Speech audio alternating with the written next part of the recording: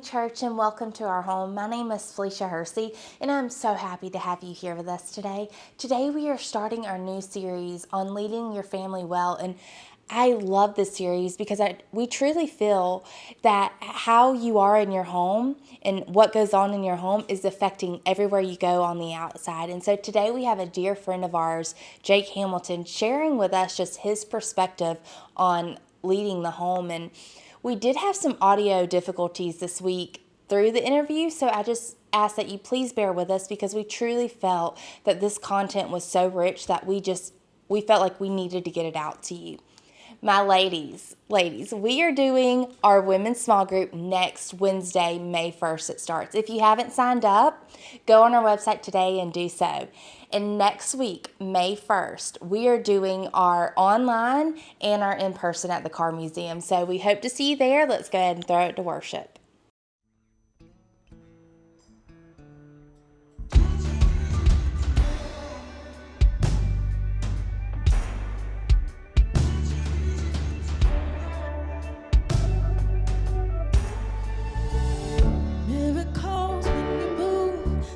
An easy thing for you to do, and your hand is moving right now.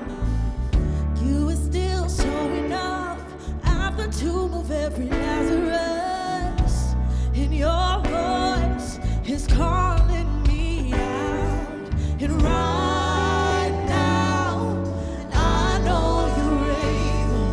In my God, come through.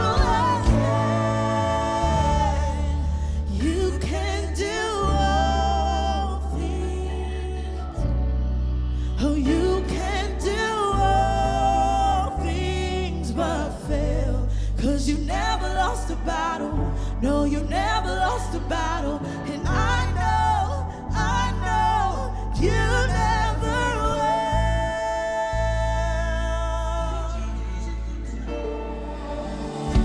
Everything's possible by the power of the Holy Ghost.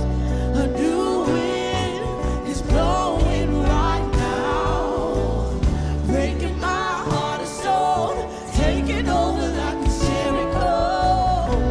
And my walls are all crashing down. And right now, I know you're able. In my God,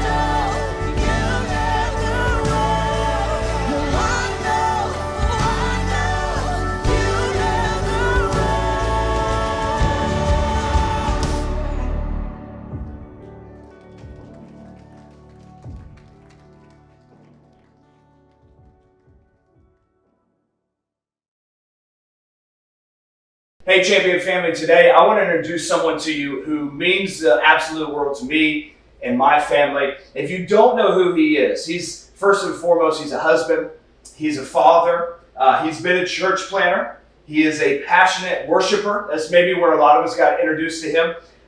He's seen every type of church there is, from stadiums to storefronts. First time I met you was in a storefront, but from massive stadium gatherings to if you have a favorite preacher, he's probably been around him at some point or another. He is a documentary film star. I forgot about that, with Holy Ghost. Wait, hold on. If you've never seen the documentary Holy Ghost, he's a big part of that. He's an incredible artist. His creativity is unmatched, in my opinion. Your drawings and stuff are just over the top. He has such a heart for families and for men. He's a leader of Fight Weekends, Courage Course, Man Talk Mondays. He's my small group leader. But more than that, he's such a good friend of mine. And from what started as you were like an idol of mine, when you first came out with Marked by Heaven, and to now where's this friendship we have. And my heart today is that we can really capture just the conversations we've had over the years that have been so instrumental in my life. I tell Felisha this, I tell my family this, I tell anyone, I wouldn't be who I am today without Jake Hamilton. So if you have no idea who he is, look him up. Mr. Jake Hamilton is with us today. What a blessing to have him with Champion. And here's what we're doing. Jake, like I said, has a great heart, huge heart for families and for men. And as we champion every season, you have to champion in the home. So we wanted to do a few of these different ones, and I just felt like you were the perfect one to start with. And we're just going to jump right into it. So how would you describe to someone, how do they lead at home? Not just a church service 1 hour a week. How do you really, truly lead at home? Leading at home has so much to do with, number one, like the greatest thing a mom and a dad can offer their children is a healthy marriage. So if you think being a good parent is the priority, you're going to miss the greatest thing you could offer a child. And in fact, you could really screw up in parenting a ton, and you can get away with it if a husband loves their wife well and a wife loves their husband well, because that is the model they'll take, So, and we always work from the overflow. So if we have a good relationship there, it's naturally going to overflow to your children. And so, but then when we get to the marriage level, we have to get to the fact that is your life fully integrated? So if I'm not going to be able to lead my home well if I don't even like myself. Come on. And so shame and guilt actually end up defining how we lead. So we end up disciplining our spouse for our own shame. So when they get too close, we have to then hold them back. When our kids hit a spot that triggers us, we go hard on them because we can't really go hard on ourselves. And so I think leading your home has a lot to do with, do I really enjoy being with me?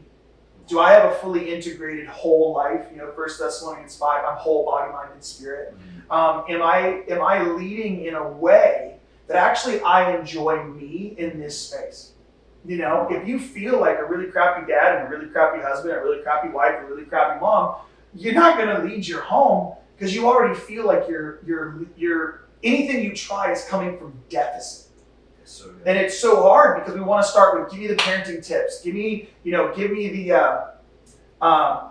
parenting tips. Give me the 5 steps to a better marriage. I want to be healthier in this way. And it's like, well, it actually has to start with the fact that, do you own your stuff? Do I own my own story? Or am I still disconnected from my life and my experience? And I use God to candy coat it. And then from there, I try to demand leadership and authority in my house instead of earning it through their hearts, which is way longer term, right? Like, it's way easy to be like, demand authority and leadership. And most of us, that's what we've experienced. Right. So to get the tender, kind-hearted, humble leader, servant leader in a home that really owns who they are first, then they can help others in their home own who they are. Right. Let me ask you practically, because number one, that's good enough. Like we could, let's go get some lunch. That was great. All right. So how do you? I'm going to speak a lot from a man perspective today. But how do you own that story of yourself, and I know we talk about this a lot Totally. in our group, but how do you, from a 30,000 foot view, Absolutely. to a mom that's watching, a single mom that's watching, or a single dad, or whoever it might be, just a couple who's like, hey, we kind of, how do you own that? Absolutely. It's one word, and it's called wholeheartedness. Did I eat breakfast this morning wholeheartedly? Like, am I fully engaged? Is really another way to say it. Right. Am I being intentional? Is another way to say it. What we're talking about is, if we want to talk about integration of your entire story and talk about the complexities of, let's deal with your 8-year-old, let's deal with all the stuff you've been through, your trauma. Right. We can get to all that. The reality, the practical, everyday, everyone watching or hearing this can do is, am I being wholehearted in the moment I'm in right now? What I mean by that is, am I thinking about 30,000 other things? Am I on my phone while I'm eating breakfast, while I'm trying to read this and take care of my family? No wonder everybody in the house feels disconnected, and nobody feels like they get your full self, because we're not being wholehearted. We're not being present in the moment. I like the word wholeheartedness. Dan Allender uses it, so I love it. But I would add the word, are we fiercely wholehearted in our present moment? So am I fully given to this moment? When I'm dealing with my kids, are they an annoyance to me?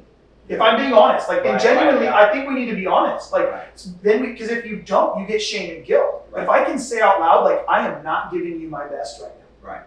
Right. I can't actually focus. Way better, to be honest, I'm not wholehearted in this moment. I'm not giving you my whole heart. To your spouse, instead of making them a project or trying to get through a moment, the best way to integrate our story is to accept where our story led us today. Which means, am I sitting in this moment with you fully present? Right. Or do I have 15 things going on in my head and my heart? And if I can be fully present here, then the best part of this is, when I can't be, the question then becomes, why? Very simple. Right. Am I present with my child? Yeah. No. Why? What is the distraction that is a priority over my own child? And we talk about this a lot. Right.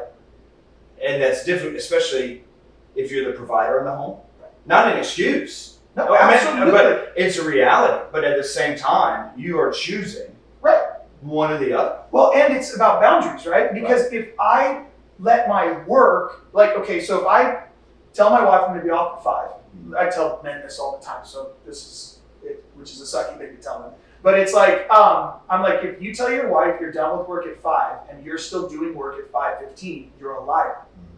So now you're telling your wife, I'm going to lie to you.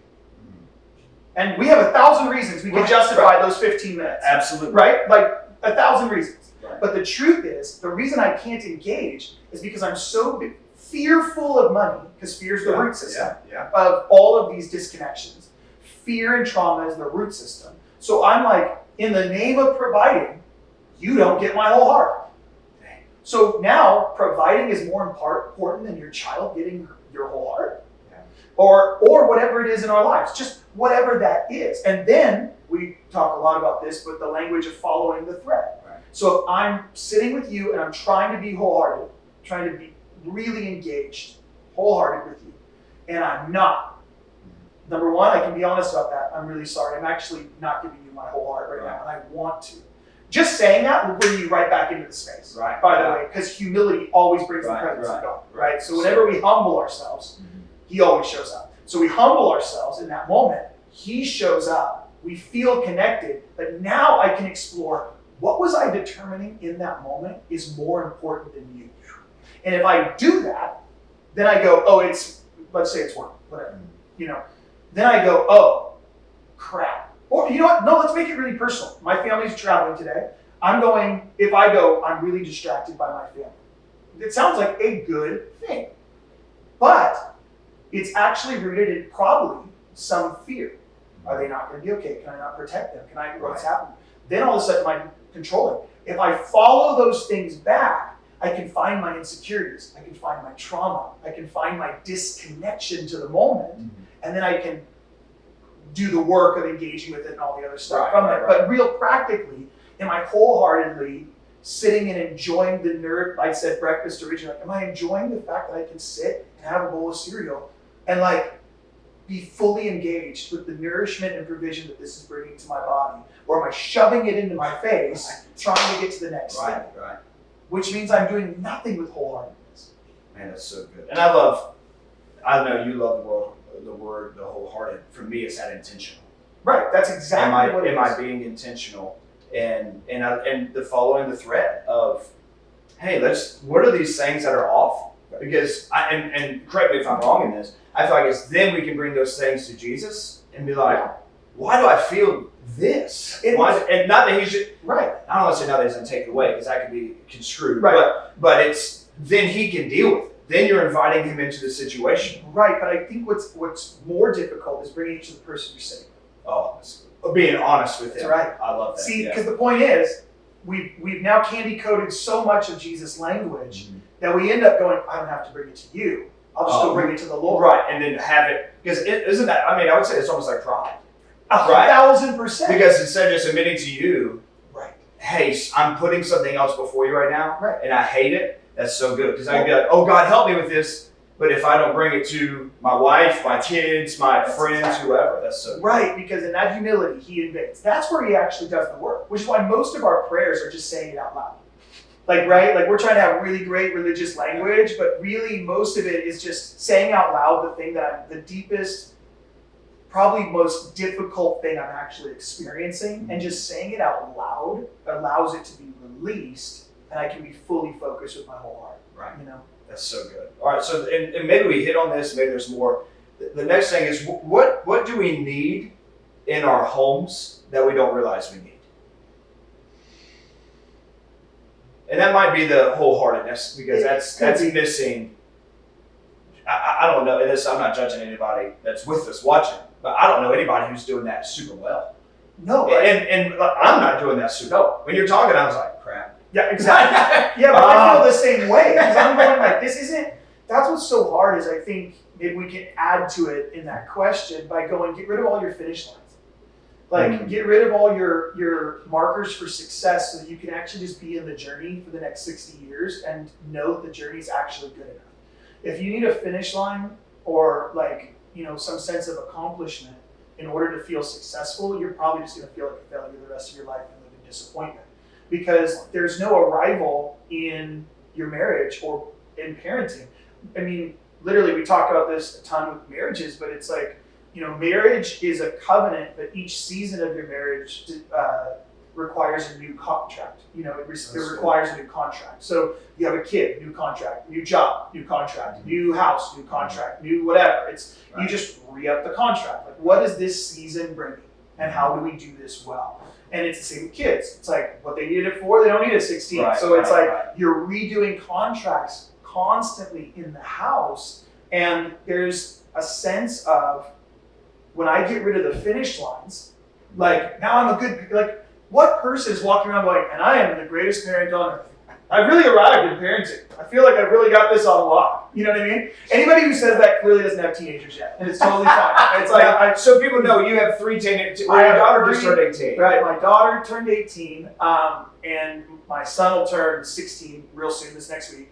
And then I have a 13-year-old going to be a 14-year-old. So in June. So yeah, we're like in the throes of teenage life. So, and that's what you're not speaking from just like, I've got it all together or any of that. And just if anybody, this is your first time ever meeting Jake, he's one of the most humble people I know. Truly, I mean that. I had someone ask me just yesterday riding in the work truck. They said, "Oh, I heard we're on film with Jake. Like, how is he?" I said, "He's a real person. Like, he's one of the coolest, because you can see you on I joked about the Holy Ghost documentary stuff, but we can see you doing that. We can see you in the stadiums with Jesus Culture back in the early 2010s. We can see all of that stuff that you're doing. We see the insane Instagram stuff that you do, how cool that is. But you are a real guy that is married, that's passionate about your marriage. Yep. And I'm saying this outside looking in. Yep. Passionate about, I hear your vulnerability in our small group, in our Man Talk Mondays. Like, I hear that kind of stuff, but you have a heart to really do this stuff at home well. If I'm not doing it at home well, then it doesn't lead me to have real authority in a space to bring it up. Right. And that's what most people end up missing ever saying anything, because they think they have to arrive before they're able to do. Okay. And that's just like, that's so pointless. Like, you know what I mean? Like, it's such a fruitless effort. And it's hard because we built systems around famous Christians, or whoever is the best Christian gets paid the most. Right. That's And true. it's like, if you're a So better true. Christian than me, then you get to be the guy on stage. Yeah. It's like, well, that's awful. Right. Let me just help anybody watching Yeah. this. I am not the best Christian of this church or anything. I can tell you that right now. I can promise you. I just get the crazy opportunity to be a part of this Right, family. and that's what's so dope about leading something like this, is you're like, at the end of the day, my friend used to say this all the time, we're just one beggar telling another beggar where he got his bread.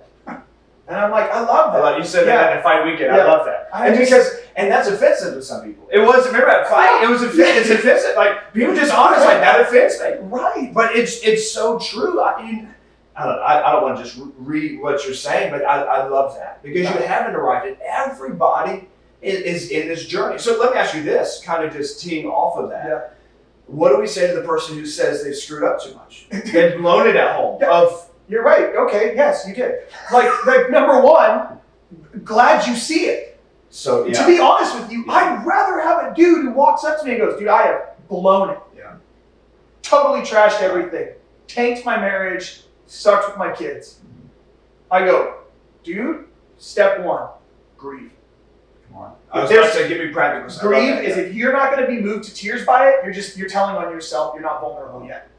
And if you're just going to tell on yourself, I actually don't need the information, because you're trying to get me to approve of your bad behavior by telling on yourself. Vulnerability, you don't have control of the story anymore. So you're telling me probably because you don't want to tell your wife. Yeah. And that's where it starts to fall apart. Right. Is you have to be moved to tears. Are you grieved? And that's, I mean, we're literally in the Sermon on the Mount now, right? Like, Right, yeah. if you're not going to mourn, no wonder you're not comforted. No, you're like, Oh, that's so good. and that's why we find false comforts. So Right. we'll default to false comforts because we haven't really truly met the comforter, because the only way to get to the comforter is mourn and grief. Come on. And so that ends up becoming the way we do the first step. Is like, if you come to me and go, I can't do this, I messed up too much. I go, yes, you have. And then go, but does it move your heart yet? Right. Because if it hasn't moved your heart, and it's just moved your mouth, Mhm. then it's not going to do anything yet. Mhm. But until it breaks your heart, there won't be any forward momentum. So step, and not that I'm trying to No, totally. formulate this. No. We're grieving it, or I've screwed up too much, Right. or I feel like, hey, I'm so far gone. Okay, grief. Where does I know Holy Spirit will lead people in different journeys. Right. What would you say practically? How do you start handling your home at that point? You start having conversations that matter. Like, it's because grief, comfort, then humility, right? Right. So I recognize I messed up. I mean, I'm dealing with a lot of guys right now who's like, they started Man Talk Mondays and they're like, oh crap, I've got some stuff I can't hide it anymore. Right. Because now if I want to go any further, Right. I have to tell my wife. Mhm. I have to have a conversation, and some wives need to have a conversation with their husband. Right. We need to have conversations Right. about how our brokenness, how our trauma Right. has led, our historic trauma has led to continued brokenness, and how that has now caused me to lean into grief. Mhm. I felt comfort from God, but now I have to humble myself before men. Right. And pay the consequences Right. of that. And can I don't, again, correct me. No, Y'all, please. I look up to Jake, so I say that a lot. It's not, because we say this a lot in Man Talk, it's not just pornography or something like, because I think in the early Absolutely. 2000s, 2010s, something like that, when the internet really, that became the big thing. Well, admit that you have lust. Right. Or admit, it could be an insecurity. Or I hate this word, but it could be a trigger. Absolutely. It can be an addiction that has nothing to do with a substance or a whatever. Well, what's the number one addiction that most men have that nobody talks about? I would say, I'm going to guess work. There you go. Yeah, I mean, that's Right, because I can justify that. because you're making money. Dude, And you feel, you feel a sense, and the hard part is, we say it's about provision, but it's not. It's about ego. Right. It's about fulfilling that's my right. That's the hard part. Right. But when I hit it and I realize I'm performing, because I don't know how to get love if I'm not performing well or providing. Exactly. Yeah. Then the grief can settle in, right? Because then when the grief settles in, I can feel comfort from God that I'm good enough where I am. Oh, man. And that's the hard part. It is so, like, you knew me in the stage of I had to perform to feel like I was loved by God. Right. A lot of our church team knew me in that state. Oh, I still I feel that I'm there most of the time, having to go to war against it. of where I would be. I mean, the seasons I went through, the suicidal ideations to the burnout, was because that was my idol. Yeah. And mine was ministry. I know 95% of people watching this aren't going to. That ministry side isn't there, but it's the work side. And I just hate, not that pornography is okay, or anger, or substance abuse is okay. I'm not saying any of addiction to any of that is okay. No, of course but not. there's so much stuff that you have to say, hey, I'm broken in this way, and we have to have this conversation. Because the hard part is the church has systematically moralized our faith to such a degree that the only confirmation of how good we are before God is our moralistic standard. So instead of embracing mystery and tension and suffering and hardship, really what we've done is found 1,000 coping mechanisms and found the ones that are the least offensive to religious cultures. Right. And then we just adopted those. So even going on 1,000 missions trips is still actually just the same thing. Right. You know what I mean? It's giving tons of your money to the church, or going every Sunday, being a part of every single thing. Right. If you're a part of 1,000 church events, but you're not engaging with your family, do you think God's like, wow, you're amazing? Come on. Thank you. Like, oh, I'm so glad you showed up on... Listen, if you're fighting on Sunday morning, you don't have to... Why do we have to rush out of the door to church? To then fake like we're getting along, to then add guilt and shame to the trauma that just took place in our home. Right. You know how much better it would be to be like, clearly something's off. Let's all sit at the table and we're going to just sort this out. Right. And I love that, but we don't ever do it. In fact, one of the... I can publicly say I love Yellowstone to probably an unhealthy degree. But there was this episode where they're like, these two guys aren't getting along, and they just put them in the pen, and they said, we're going to get the fight out of you. And they just beat the tar out of each other until they both couldn't move. One has a broken hand, and they're just laying there. Right. And finally, the other one helps the other one up, and they're like, we're good. And I'm like, dude, that is family. Right. Like, why have a fight, ignore we just had it, and then go do something religious that essentially is anesthetizing us to the reality that we just had trauma that has real root systems for some reason. It's actually more honoring to God to sit down on the couch, look your spouse in the eyes, and go, what just happened? Yeah. Than it is to be like, church is in 5 minutes, get in the car. Right. And I would think too, and we say this, especially we said this after the fight weekend, you can't just go home and be like, this is what we're doing. It's going to take some, right? Am I saying that right? It's going to take some pulling of the layers. Well, yeah, I think the difference is you're not going to do this well. I think the expectation that you're going to sit on the couch and then have all the language to then sort through your trauma is like... You did this and it hurt me. What I want to tell you is when you said this, it hurt me at a deep level, because when I was 6, I heard my mom say this, and that...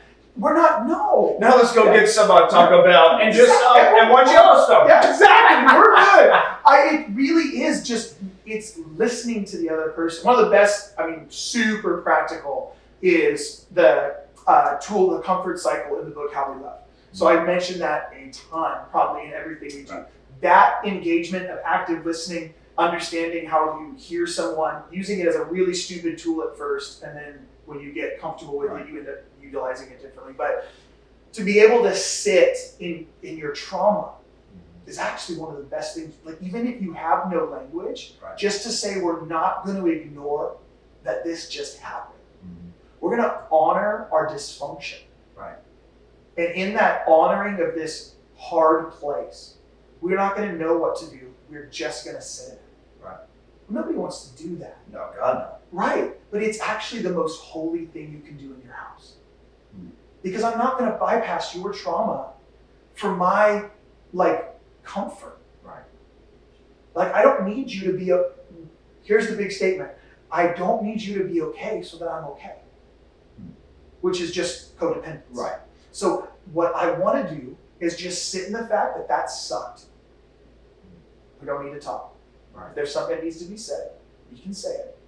But if not, let's just give this about 15 minutes.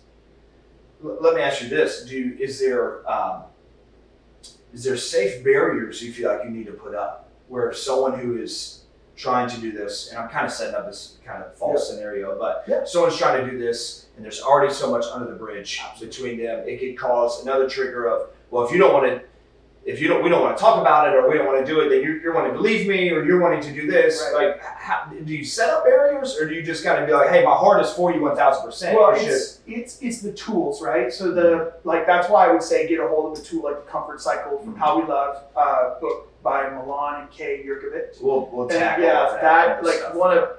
that Comfort Cycle. Look it up. They have tons of YouTube videos. You can watch it play out, the whole deal. That we need practical tools to go, how do I engage with this? Because really, it's dumb language that seems dumb. I can see that I've hurt you. Can you tell me direct? And I put it all on men. You know how I do. Right, So listen, men, your standard, if you're going to claim to be a Christian husband, if you're not claiming that, you do whatever the hell you want. I'm cool with that. And I think some of us just need to admit, I'm not trying to be that. Right. Dude, if you can't, better to be honest so that the standard isn't set up for your failure. Then it could even hurt people around you. Right. And hurt them in the way that, well, that's what I saw done, and he's a Christian or whatever, and that's how he treats. I didn't mean to cut you off. No, that's exactly right. You're 100% right. And it's us being able to sit in that and go, men, you have to go first. Right. Your job is honestly, your job is honestly to go first every time. So you have to learn to lead the dance of your house. So when it comes to fights or trauma, you're going to have to hold space. There's a reason there's a joke that goes around that the woman's always right. Now, we've made it a joke. Right. It's actually not a joke.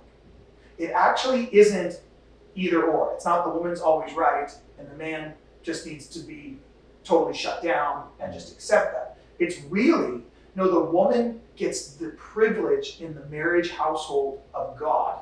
Right. To display her brokenness and have it cared for before the husband's need is cared for. And so the husband's job is to embody their pain and have it heard and seen in a way that no other man on planet Earth will ever have the privilege and honor of doing for them. So when the man leads that space, the woman then feels safe, and then she can lead into hers. So the man has to lead that time on the couch. That's where it goes. Gotcha. They have to go, I see that you're hurt. Or I see that what I'm saying doesn't make sense. Can you explain that to me? They explain, this is the Comfort Cycle, short version. They explain it. You go, I hear what you're saying. What emotion comes with that? This emotion. Do you remember, what's the youngest time in your life you remember feeling that emotion? Wow, okay, yeah, I remember feeling this way when I was blah, blah. Wow, that must have been very difficult for you. I'm sorry that I was a reminder of that. Is there anything I can do in the future to help you not feel that way? Right. And then, even unpacking that, you can see the vulnerability that will unpack through that. And then, naturally, that creates a closeness. Right, and men, you may go several years, without getting sort of your part of this actually held yet. That's why we need groups of men. Right. Because we're actually supposed to do most of our work with men so that we can be in that place in the home. I appreciate so much you being here. It means the world. If for y'all that have not met him before, now you have. Hi everyone. So just, I could sit and we could do this all day, and I love that we can capture this. So if y'all don't follow him on any of the socials, we'll link them all, put them all down there at the bottom. And I can't thank you enough for the years of friendship, these talks. I was thinking this morning, just there's these milestone moments of my life because of talks like this with you, and I cannot thank you enough for them. So next week, champion, we are going into doubt. We're talking about doubt a ton because everyone has it, and it's not something to be shameful about. How do we process that? How do we sit in that? We're going to be talking about that, and we'll be in person next week, May 1st, back at the Car Museum. Cannot wait to see you. We love you guys. See you soon.